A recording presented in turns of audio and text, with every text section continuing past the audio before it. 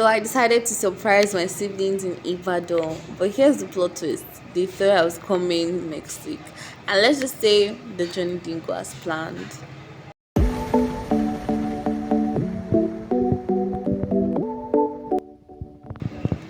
Hey, my name is Iremide and this is my first time traveling alone.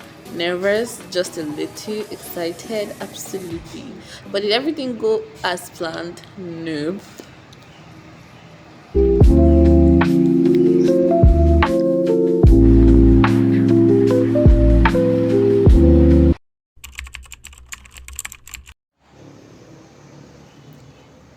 woke up early just to get to the train station on time. And I got to the train station by 7:20 a.m. and it was supposed to leave by past 8, I guess. I was feeling myself like, yes, I made it early.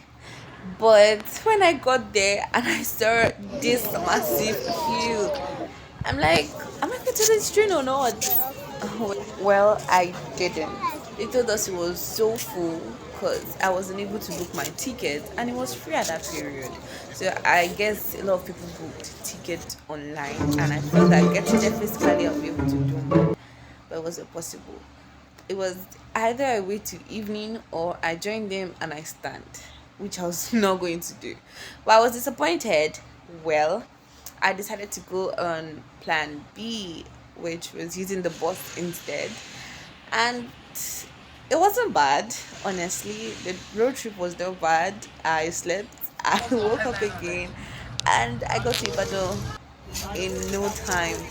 When I got home, I quietly opened the door, and the reaction was priceless.